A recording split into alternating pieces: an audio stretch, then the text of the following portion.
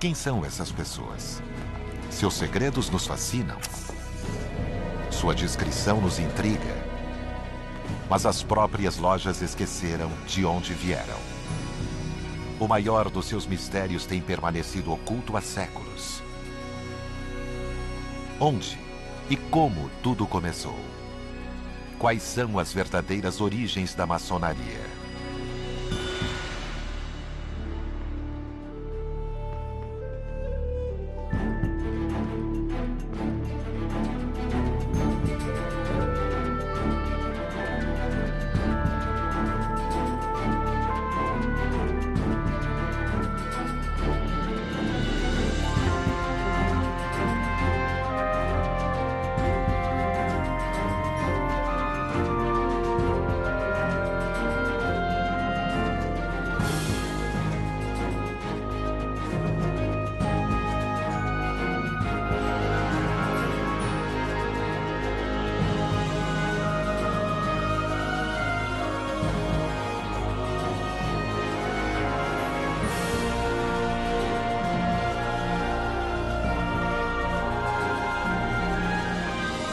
O poder da maçonaria.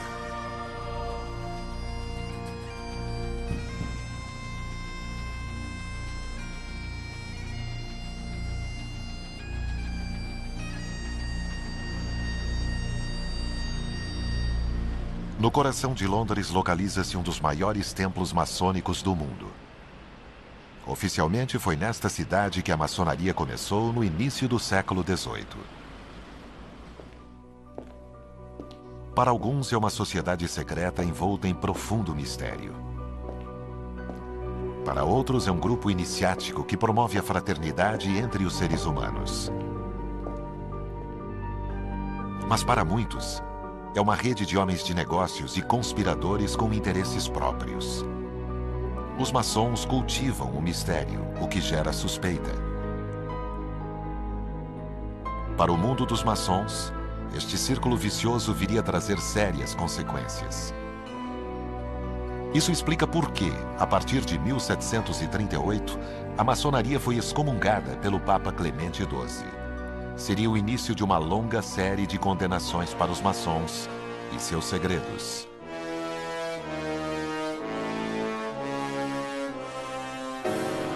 A maçonaria tornou-se inclusive um dos alvos preferidos dos nazistas, cuja propaganda utilizou em benefício próprio o já desgastado tema de uma conspiração judaico-maçônica que visava dominar o mundo.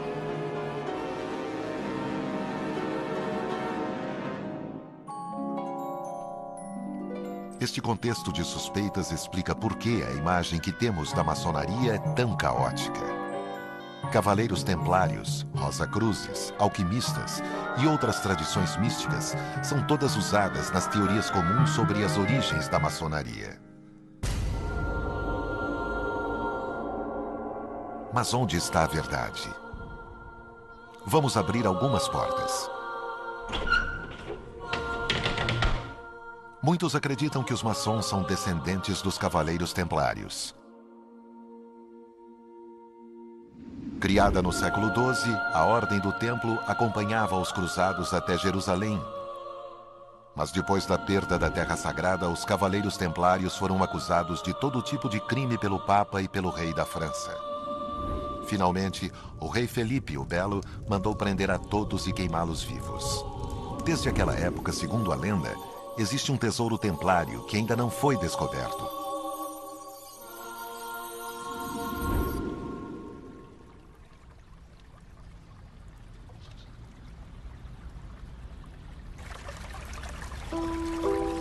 Cinco séculos depois, na França, um maçom escreveu um discurso famoso até hoje no qual ele expôs pela primeira vez a teoria dos Cavaleiros Templários.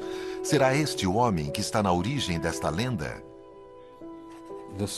Este é o homem que eles chamavam de Chevalier Ramsay, Andrew Ramsay, que era o orador da Grande Loja da França.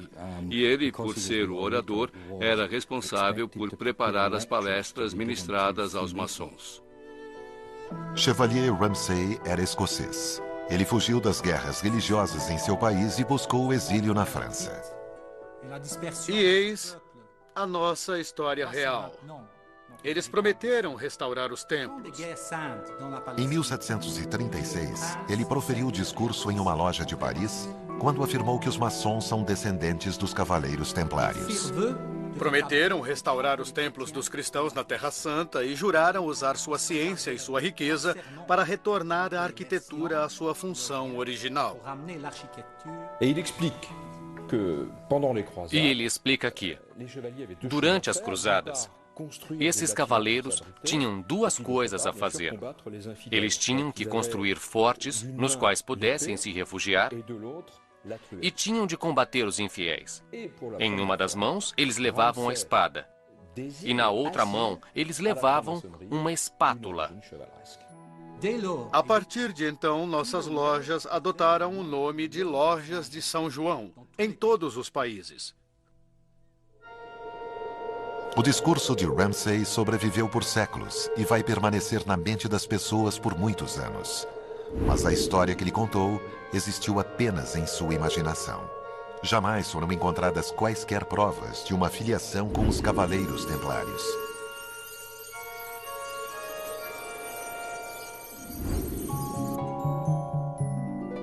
O mesmo se aplica a todas as outras tradições esotéricas com as quais a maçonaria foi conectada. Depois que a maçonaria foi fundada com seus graus e rituais básicos, então claramente muitas pessoas acharam que aquilo era divertido, mas ainda procuravam por outros ramos da mitologia além dos ensinamentos maçons.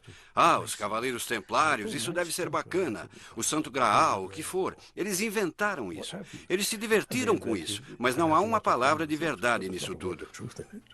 Na verdade, não há nada de original na maçonaria. Nós emprestamos elementos de muitos lugares. Nosso simbolismo foi emprestado dos construtores ao usar suas ferramentas. Nós emprestamos simbolismos religiosos. É como nós usamos isso e como interpretamos isso que os torna maçônicos.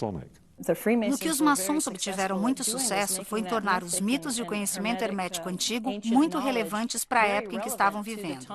A era moderna do fim do século XVII, começo do século XVIII. E eles conseguiram reunir as duas coisas, a iluminação e o misticismo, e criar uma irmandade atraente para vários tipos de indivíduos. Então, a maçonaria não veio dos Cavaleiros Templários. Assim, a pergunta permanece. De onde ela veio? Ela se originou, como muitos gostariam, com o legado daqueles que construíram as catedrais? Existe um detalhe crucial que pende a favor desta teoria. As ferramentas simbólicas usadas pelos maçons, como o esquadro e o compasso, eram usadas pelos construtores das catedrais. Seriam os construtores da Idade Média os ancestrais dos maçons modernos? Se você fosse um construtor, os projetos de edifícios em pedras eram muito raros. Você precisaria viajar para trabalhar. Quando uma igreja era construída, eram necessários muitos operários e eles tinham de ir aonde estava o trabalho. Então, os construtores costumavam viajar longas distâncias, não ficavam presos a uma vila ou cidade em particular. E isso parece ter dado a eles o sentimento peculiar de que eram um povo à parte. Estes construtores formaram uma corporação sólida. Durante muito tempo, eles mantiveram suas tradições e rituais próprios.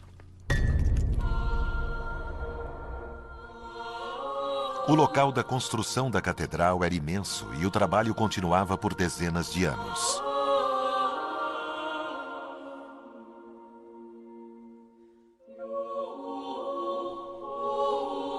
Na face norte do edifício, os construtores erguiam um abrigo de madeira, que permanecia no local até o fim do trabalho. Eles o chamavam de loja. Toda a atividade do local centralizava-se neste lugar. Era onde eles se abrigavam da chuva, faziam as refeições, descansavam ou preparavam o trabalho para o dia seguinte. Mas a loja não era apenas um local de descanso.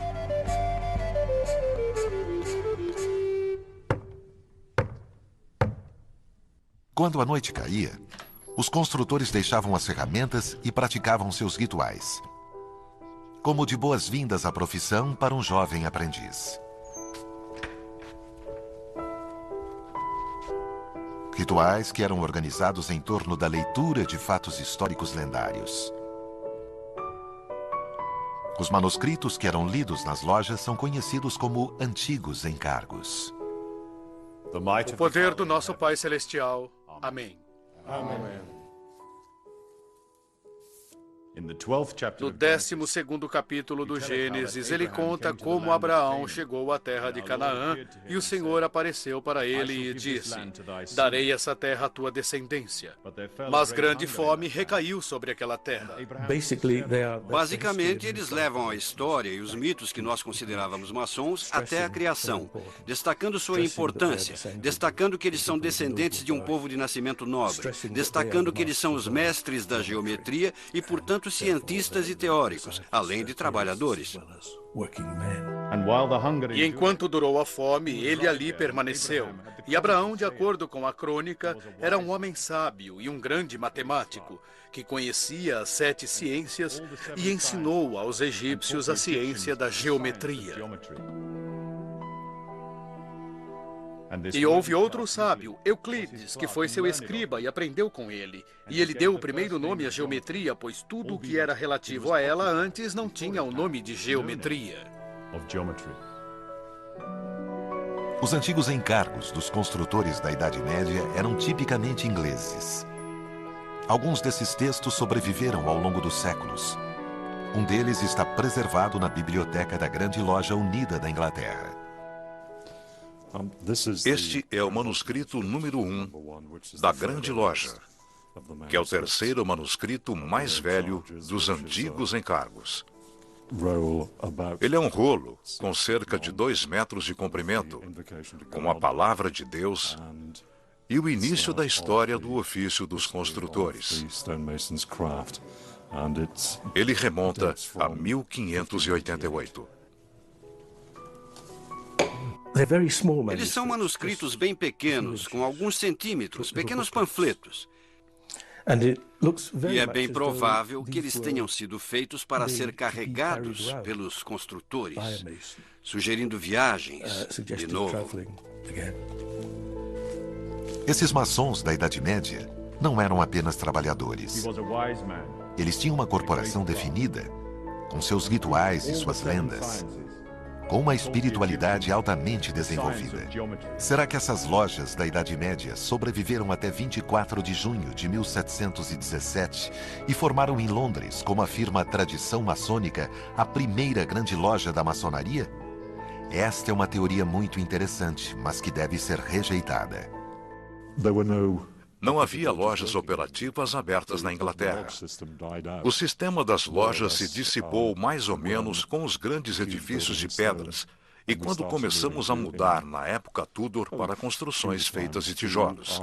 O resultado disso foi que pessoas que não tinham conexão alguma com o ofício dos construtores subitamente tornaram-se maçons. O mistério se aprofunda. As lojas dos construtores haviam desaparecido da Inglaterra. Então, como surgiu a primeira grande loja? Para resolver o mistério, vamos voltar ao lugar e à época em que oficialmente a maçonaria começou. Em 24 de junho de 1717, em Londres.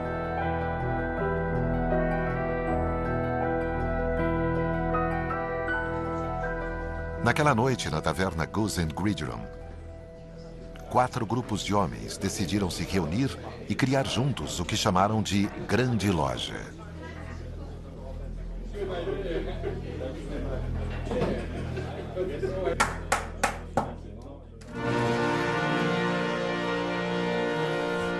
Caros irmãos, vamos votar. Eles elegeram o primeiro grão-mestre da Grande Loja, Anthony Sayer. Ofereço minhas mais sinceras congratulações. A narrativa deste evento foi descrita alguns anos depois por alguém que havia se tornado famoso. O pastor James Anderson.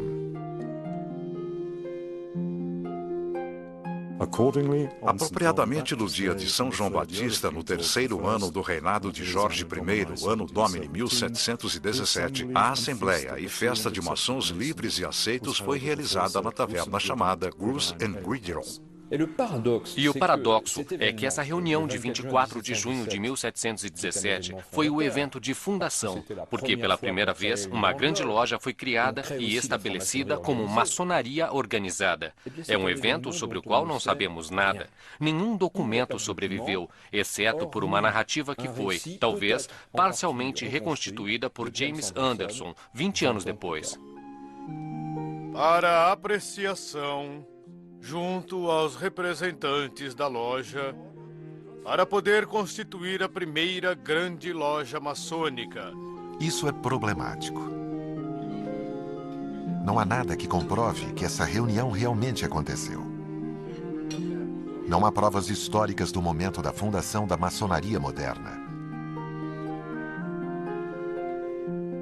A questão, portanto, é: quem eram os membros e o que eles faziam? Naquela época, a grande loja de Londres reuniu pessoas de origem modesta, pequenos lojistas, comerciantes, artesãos, pessoas muito humildes. Enfim, o modelo que reproduziam era de uma fraternidade. A fraternidade é muito difundida na Europa desde o século XI. Na Idade Média, a vida era muito difícil. Não havia sistema de auxílio social. Não havia ninguém para ajudar os trabalhadores e suas famílias nas dificuldades. Essas pessoas, portanto, decidiram reunir dinheiro em um fundo comum e ajudar umas às outras. Em Londres, em 1717, as pequenas organizações chamadas lojas ainda tinham uma função de apoio mútuo.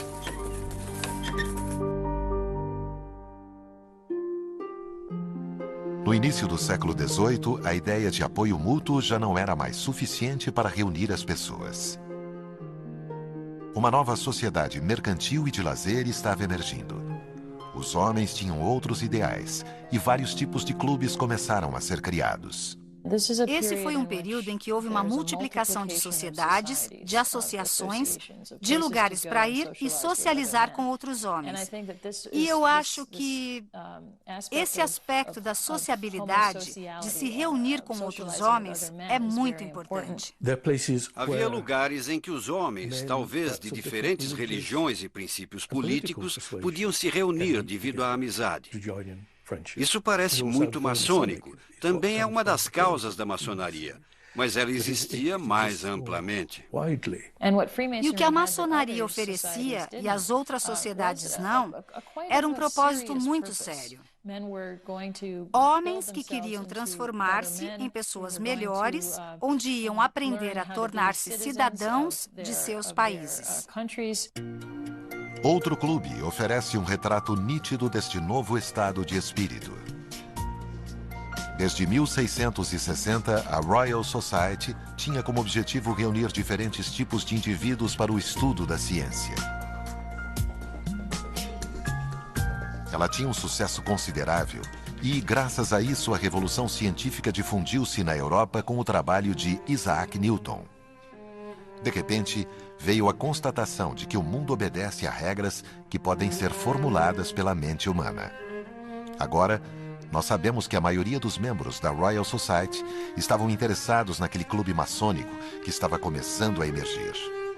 Então, é importante considerar essa nova ciência como não inteiramente científica.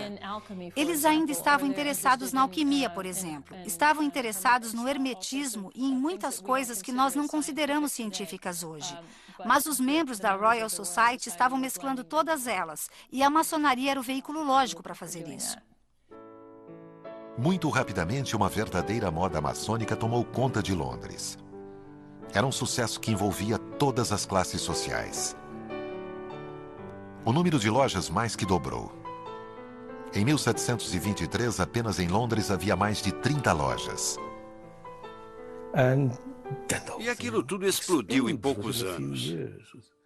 Nobres, plebeus, comerciantes, todos em Londres diziam: "Ei, essa é a última moda." Não era como os velhos clubes. O líder de mercado agora eram os clubes maçônicos, as lojas.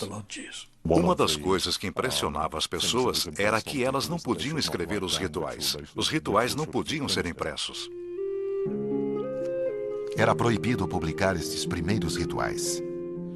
Entretanto, alguns registros sobreviveram. Os membros da loja sentavam-se em torno de uma mesa apoiada em cavaletes. Sobre o tablado, eles desenhavam aquilo que chamavam de loja. Havia 2 colunas e então acrescentavam outros símbolos e ferramentas. Só depois eles iniciavam a reunião da loja. Depois, os desenhos eram apagados e o jantar era servido. O imaginário associado aos rituais da maçonaria é comprovadamente muito poderoso e atraente. E reúne outros elementos importantes, como a música, como as vestes em si, o que acabava sendo interessante. Os primeiros maçons de origem modesta estavam para ser rapidamente substituídos. O efeito da moda começou a atrair pessoas com um perfil muito diferente. Os nobres e os cavaleiros começaram a fazer suas aparições. Sua entrada selou definitivamente o destino da instituição.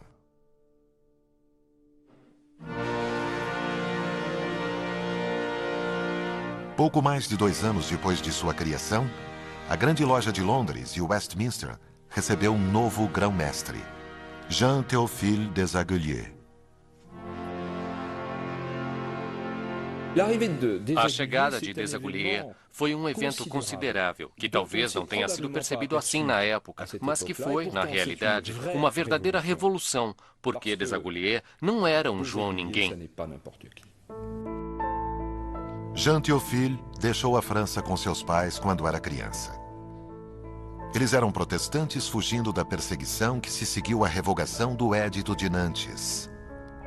Ele fez uma carreira brilhante. Depois de estudar em Oxford, tornou-se ministro da Igreja Anglicana, membro da Royal Society e seguidor de Newton.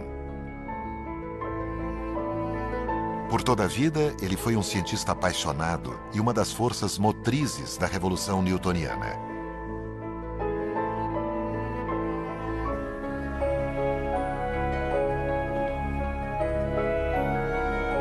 A Royal Society de Londres teve alguns membros muito famosos, como Charles Darwin. Foi a primeira organização a colocar a experimentação no centro das pesquisas científicas. Keith Moore é o guardião da memória de seu venerável corpo. Desaguliers deixou sua marca na instituição. Ele estava no centro de uma rede de pessoas que eram interessadas na ciência, mas não apenas ciência. Ele falava francês muito bem, falava latim muito bem, e ele dava palestras em 3 línguas. Então sua rede de contatos não era apenas britânica, ela se estendia para o continente também. Os trabalhos de Desaguliers são cuidadosamente preservados na Royal Society. Estes arquivos originais são testemunhas do ambiente científico em que ele viveu e trabalhou. Aqui nós temos uma descrição de alguns dos experimentos de Sir Isaac Newton sobre luz e cor, feitos diante da Royal Society por J.T. Desaguliers. Então, estes são os relatos de Desaguliers repetindo os experimentos de Newton. Aqui nós temos a luz branca fracionada em seus componentes: vermelho, laranja, amarelo, verde. E aqui, na ordem inversa. Muitos dos maiores cientistas desse período eram grandes colecionadores, o que custava, é claro, muito dinheiro. Ou no caso de Desaguliers, ele precisava de uma considerável quantia de dinheiro para pagar as experiências e equipamentos. E dizem que a casa dele era absolutamente repleta de equipamentos. E ele precisava disso para suas experiências, precisava disso para dar apoio às palestras públicas que ele ministrava. Ele foi um grande divulgador da ciência newtoniana, da filosofia newtoniana. Então, ele entrou para o clero para conseguir uma renda. A Royal Society o ajudava em termos de engenharia de projetos, e os círculos maçônicos também permitiam que ganhasse a vida através de patrocínios. Como muitos outros cientistas ou artistas da época, Desaguliers usava sim a maçonaria para contatos profissionais e lobby, a fim de obter os meios necessários para seus experimentos. Nos 2 anos seguintes, sob sua óbvia influência, uma classe social completamente nova entraria para a loja. Primeiro, alguns aristocratas e depois a nobreza, que frequentemente pertenciam à comunidade científica.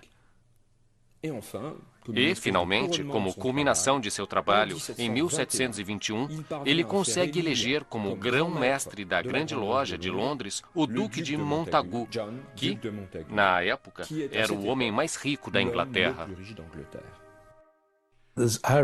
Há uma ironia nisso, porque os maçons, é claro, alegam que na loja maçônica todos são iguais, estão nivelados, que as diferenças sociais são amplamente ignoradas. Mesmo assim, estavam desesperados para se tornarem respeitados através de membros da nobreza, por terem líderes na hierarquia social, no governo entre eles. Desaguliers conseguiu essa transformação não apenas pela mudança dos indivíduos, mas também por abalar as estruturas. Em 1721, ele pediu a um pastor escocês desconhecido, James Anderson, para redigir uma constituição cujo propósito era organizar os maçons e seu estilo de vida. O pastor vivia muito modestamente e, por volta de 1720, teve diversos reveses financeiros. Ele estava afogado em dívidas e sua situação era precária. Para sobreviver, ele elaborava a árvore genealógica sob encomenda. Nestas genealogias completamente inventadas, ele criava para seus clientes uma linhagem famosa e de prestígio. Pediram a ele para fazer a mesma coisa por um novo clube, a Grande Loja. Anderson não elaborou apenas as regras, mas também uma história para a instituição. No entanto, não eram as ideias de Anderson expressas ali, mas a dos líderes da nova Grande Loja, e em particular a de Jean-Théophile Desaguliers. Tudo o que ele escrevia era verificado por um comitê e depois aprovado antes da divulgação. Foi dessa maneira que nasceu a famosa Constituição de Anderson. Para corroborar seus relatos, Anderson mergulhou nas histórias dos construtores da Idade Média, incluindo, é claro, os notórios antigos encargos.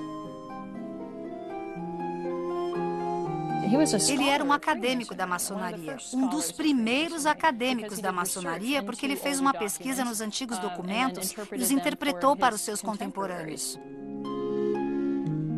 O que dali por diante passou a ser chamado de Constituição de Anderson. É provavelmente o texto mais fundamental produzido pela maçonaria. Eles tinham uma influência enorme. Ele foi traduzido em francês, alemão e italiano no início de 1730, quando a Grande Loja emergiu na Europa e no que viria a se tornar os Estados Unidos da América. Anderson viria a relacionar os membros do novo clube maçônico de Londres aos construtores da Idade Média. Inventou uma ligação com os construtores enquanto ainda alegava que os verdadeiros ancestrais dos maçons eram também os diversos líderes mundiais desde Adão. Esta mentira foi de fato política. Dessa maneira, ele criou legitimidade para os novos líderes da loja, que também eram da classe dominante da sociedade inglesa.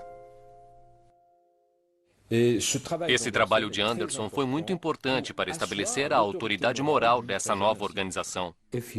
Se você pudesse entrar para um clube que foi aberto na semana passada, ou se tivesse a opção de entrar para um clube que foi iniciado há 1000 anos ou há 2000 anos, qual deles você escolheria? A tendência natural é escolher o mais antigo e não o mais novo.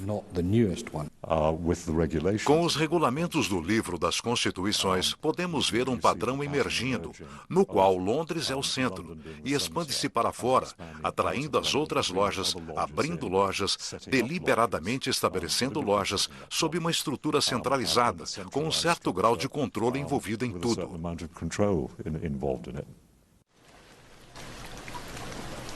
O sucesso foi tanto que as novas lojas sentiram que as tavernas já estavam pequenas demais. Em um curto período de tempo, eles construíram seus próprios locais de reunião, os chamados templos.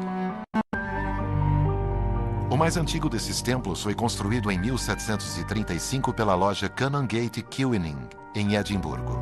Este edifício que está preservado foi testemunha da atmosfera dessas primeiras reuniões e, acima de tudo, do crescente sucesso da maçonaria.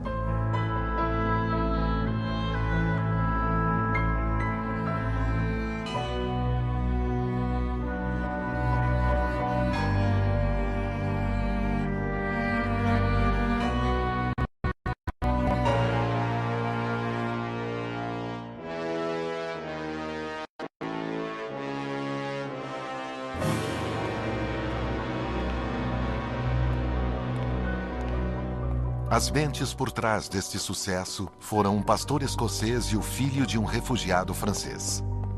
Anderson e Desaguliers eram estrangeiros naquela Londres do século XVIII. Ele era tratado como um forasteiro nas ruas. Ele era um clérigo não conformista. Ele era meio marginal. A loja maçônica oferecia um espaço no qual ele era totalmente aceito como Desaguliers, tendo passado pela perseguição religiosa, pode ter sido atraído pela ideia da maçonaria de tolerância e respeito das pessoas entrando. Há uma frase ótima no primeiro encargo maçônico de Anderson sobre a maçonaria ser o centro de união que reúne todos aqueles que, de outra forma, teriam mantido uma distância perpétua. A Inglaterra e a Escócia foram unidas em um único reino. Depois de anos de guerra civil, de caos político e religioso, parecia que uma paz precária era possível. No entanto, os escoceses não eram muito apreciados na Inglaterra na época. Por que então Desaguliers escolheria um escocês para elaborar a Constituição? A explicação está talvez numa viagem profissional que Desaguliers fizera à Escócia alguns meses antes. Em Edimburgo, ele entrou em contato com uma instituição misteriosa, a loja Mary Chapel. Seria uma loja maçônica, aquelas de Londres? De qualquer forma, Desaguliers descobriu-se em um lugar cuja construção usava símbolos maçônicos que eram conhecidos dele. Acima de tudo, parecia mais antigo do que qualquer uma das lojas inglesas. A loja Mary Chapel ainda existe e tem atas de suas reuniões de muitos séculos atrás. Excepcionalmente, Evan Rutherford e Joseph MacArthur, ambos membros dessa loja, concordaram em permitir a filmagem pela primeira vez do relatório original que narra a visita de Desaguliers há 300 anos. Nesse dia, o Dr. Jean Théophile Desaguliers, membro da Royal Society e capelão ordenado de Sua Graça James, o Duque de Chandois, antigo grão-mestre e grão-mestre das lojas maçônicas da Inglaterra, estando na cidade e desejoso de encontrar-se com o guardião e com os mestres maçons de Edimburgo, foi devidamente autorizado. E estando ele devidamente qualificado em todos os pontos da maçonaria, eles o receberam como irmão em sua sociedade. Parece bem claro para mim, com esta ata, que o Dr. Desaguliers,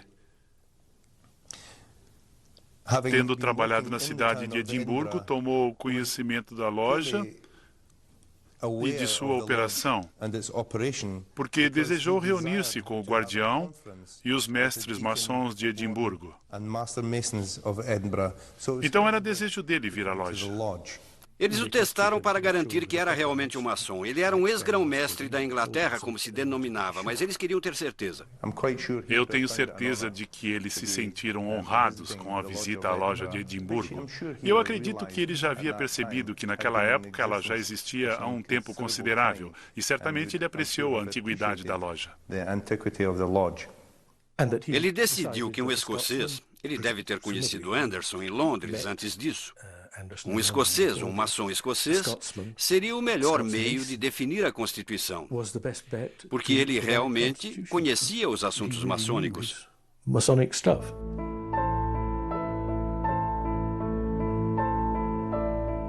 As circunstâncias sob as quais a maçonaria surgiu oficialmente em Londres ficaram mais claras. No início havia pequenas organizações de ajuda mútua. Depois, a nobreza e os cavalheiros interessados em ciência e em busca de uma dimensão espiritual assumiram o controle. Por fim, Desaguliers usou a maçonaria a fim de criar uma instituição e deu a ela regras e uma história. Os rituais maçônicos ligados aos construtores foram emprestados essencialmente através da pesquisa de Anderson, usando por um lado os antigos encargos e por outro um certo número de tradições escocesas. Estas tradições vieram de lojas de comerciantes escoceses que, como Mary Chapel, já existiam há muito tempo. E aqui nós temos um novo mistério a resolver. Quem são esses maçons escoceses que precederam os clubes de Londres em mais de 100 anos?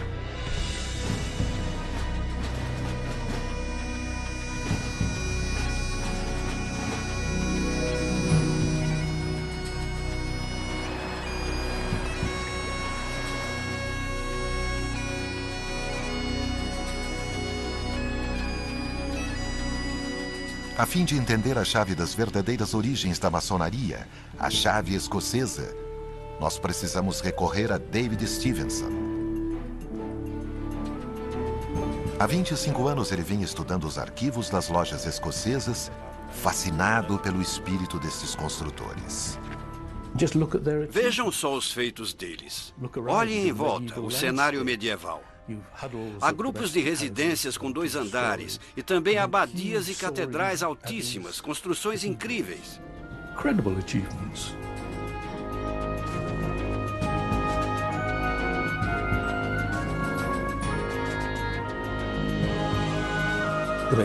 Os maçons dizem: nós somos os verdadeiros arquitetos.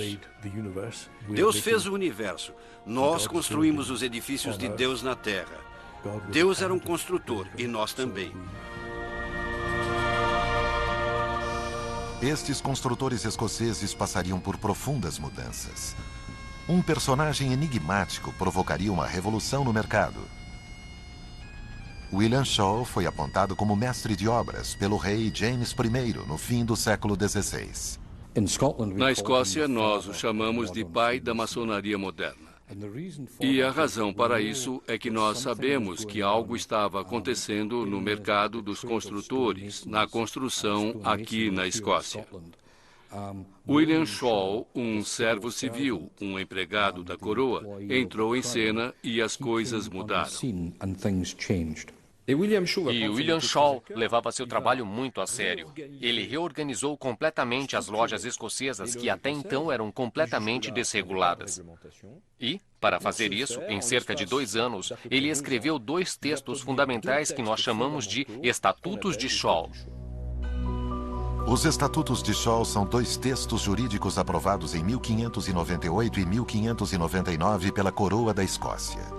Pela primeira vez, estes textos organizaram os maçons escoceses em entidades chamadas lojas e os submeteram a obrigações administrativas.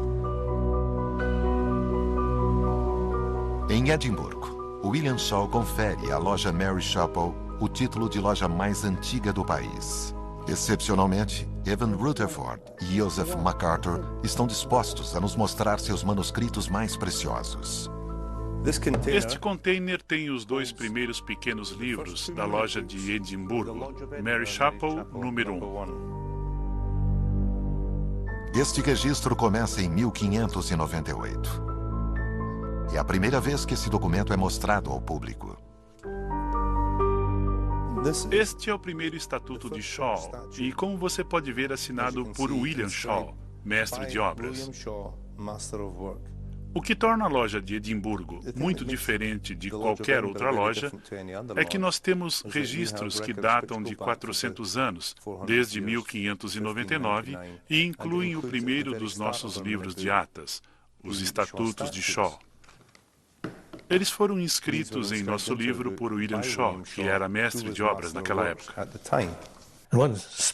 A melhor providência de William Shaw foi insistir que cada loja tivesse um secretário para manter os registros por escrito. O que mais um historiador poderia querer dele? Eles começaram a cobrar taxas específicas para a admissão. Eles organizaram mais as coisas, por assim dizer. E então, nesse sentido, ele inventou a maçonaria moderna, com a formalização de reuniões, etc.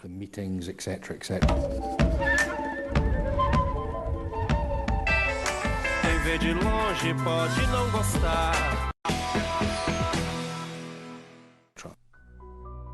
Os estatutos de Shaw também consolidaram o antigo costume dos construtores, a palavra maçom. Dependendo de onde você estava, que nível alcançou, que estudos já fez, você receberia uma certa palavra ou um certo aperto de mão. Segundo os estatutos de Shaw, era costume nas lojas escocesas da época, um mestre maçom não tinha o direito de dar trabalho para um trabalhador que pedisse por ele, a menos que o maçom desse a ele a chave correta, que era o código maçom. E por fim, há uma outra coisa intrigante nestes estatutos. Algumas palavras carregadas de significado e história, envoltas em um tipo especial de espiritualidade, a arte da memória. Ele estava imaginando um meio pelo qual os construtores preservariam seus segredos.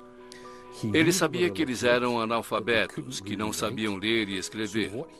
Então ele disse: durante o ano, vocês precisam memorizar uma coisa.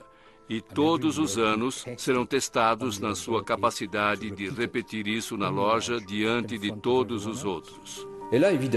É claro que é uma surpresa encontrar não apenas uma alusão, mas uma referência muito clara à arte da memória em um texto que deveria regular o trabalho nas lojas maçônicas operativas. Porque é óbvio que, com a arte da memória, é uma tradição extremamente antiga, uma tradição intelectual que, de repente, aparece.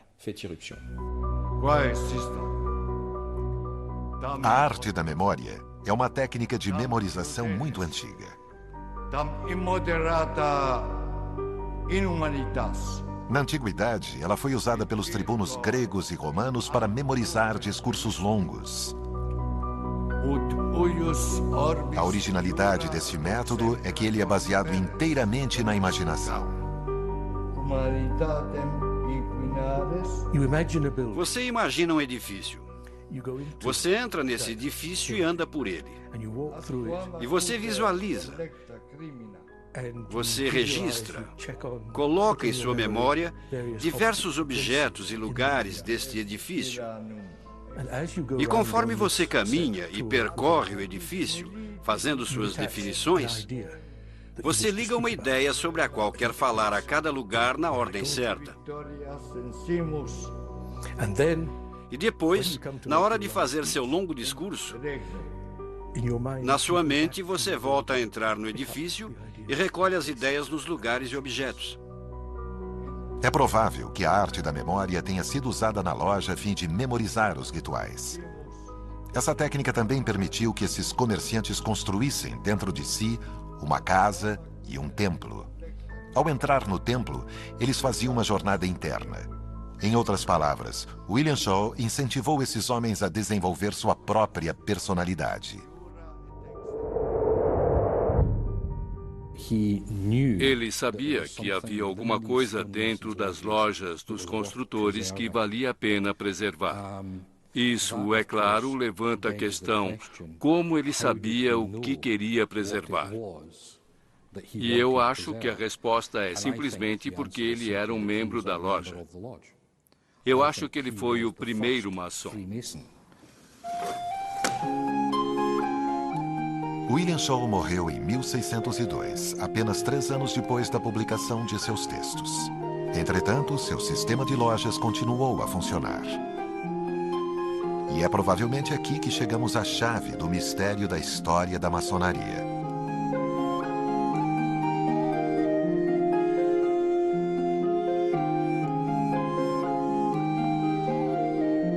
Um novo fenômeno iria ocorrer, sem dúvida. As lojas dos construtores iriam aceitar em seu meio, de tempos em tempos, homens que não eram do ramo. Estes recém-chegados ficariam conhecidos como cavalheiros maçons. Os primeiros a entrar para estas lojas eram aristocratas que trabalhavam para o governo e que eram responsáveis pela construção de diversos palácios reais e castelos, coisas desse tipo. Então, havia uma conexão entre os construtores e estes aristocratas, uma conexão de trabalho. Eles chegavam, eram iniciados e era a última vez que a loja os via. Eles não queriam participar da organização social, só estavam intrigados por seus segredos e pelos rituais. O papel dos cavalheiros maçons na história da maçonaria foi essencial. Um desses cavaleiros maçons ilustra perfeitamente o estado de espírito destes homens. Sir Robert Moray, iniciado, por ironia da história, na loja Mary Chapel. Ele era general contramestre do enfraquecido exército escocês perto de Newcastle, e diversos membros da loja de Edimburgo estavam claramente envolvidos com o exército. Então o admitiram como membro da loja. O rei disse sobre Robert Moray que ele era um homem que tinha uma igreja própria. Ele era seu próprio chefe, com suas crenças próprias. Eu acho que ele era um maçom único, também que tinha sua própria maçonaria. Na época de sua iniciação, Robert Moray recebeu uma marca de maçom, um símbolo, o pentáculo. A marca é uma antiga tradição dos construtores. Cada maçom era obrigado a marcar suas pedras a fim de receber seu salário. Durante a vida toda, Moray se identificou com esta marca e a utilizou em diversos documentos, principalmente nas cartas que enviava a seus correspondentes. Ele não escolheu uma marca aleatória. Ele escolheu o pentáculo, que é um símbolo muito antigo com uma grande carga de significado simbólico. Ele aprendeu bastante naquela reunião que ele poderia confiar na sua marca pelo resto da vida, sem mesmo ter de voltar a uma loja. E depois, ele tornou-se a principal força, eu acredito, por trás da fundação da Royal Society. Isso tudo poderia ser pura obra do acaso? Nós encontramos Robert Moray de novo em Londres, apenas 50 anos antes da criação da Grande Loja. E foi ele que se tornou uma das figuras principais da fundação da Royal Society. Foi devido à influência de Moray sobre a família real inglesa que a Royal Society obteve sua própria sede e seu nome. Então ele foi uma figura muito importante, sem dúvida, a partir de 1666. E também dizem, é claro, que ele era um maçom. Sua filosofia era, seja isso considerado ou não maçônico, de muita tolerância. E ele misturava-se com homens de todos os tipos e crenças. E isso tornou-se uma das maiores características da Royal Society. Ninguém ali discutia religião ou política. Eles se socializavam e falavam de ciência.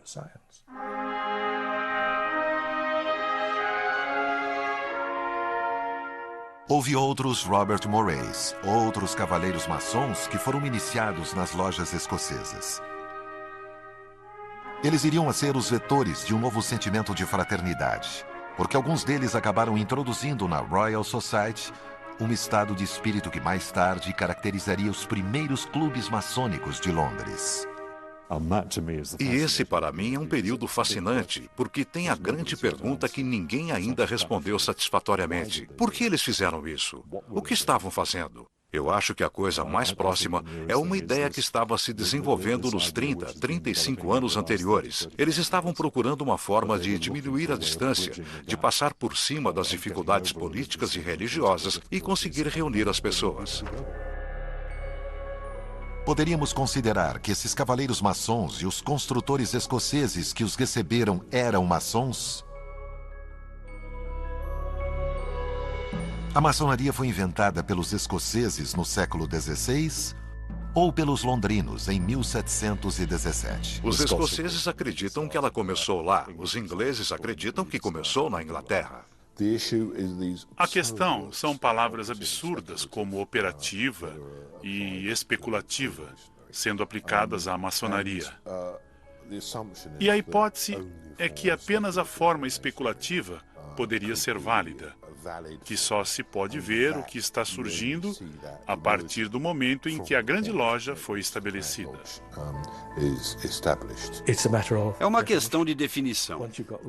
Depois que surgiram lojas com iniciações maçônicas, com homens que não eram construtores dentro delas, isso parece maçonaria para mim. Houve um tempo, no fim do século XVII, em que havia maçons antes mesmo de haver lojas. E, provavelmente, antes de alguém falar em maçonaria. E eis a nossa história real. Eles prometeram restaurar os templos dos cristãos. As relações interpessoais, longe das vicissitudes das guerras e conflitos, favoreceram o aparecimento de um novo elo, a fraternidade. O simbolismo da maçonaria por acidente histórico serviu como a base sobre a qual foi transplantada a necessidade de contato humano sem qualquer rótulo específico. Esta é uma necessidade humana que sempre fez parte da história do homem. Com sua mitologia das construções, a maçonaria quis ilustrar a imagem da construção interna do homem. Com seu objetivo de elevar o homem terreno até os céus, a maçonaria alega trazer uma nova espiritualidade. Uma espiritualidade cuja força veio das inter-relações humanas. Muitos elementos diferentes, assim, foram reunidos para criar a maçonaria. Os construtores escoceses, os antigos encargos ingleses, o surgimento dos clubes londrinos, a criação de organizações de ajuda mútua. Uma elite obcecada tanto pelas relações interpessoais quanto pelo progresso científico. Todos esses fatores foram reunidos e se fundiram para criar uma das partes mais fascinantes da história humana. Uma história rica, sobre a qual as pesquisas estão apenas começando.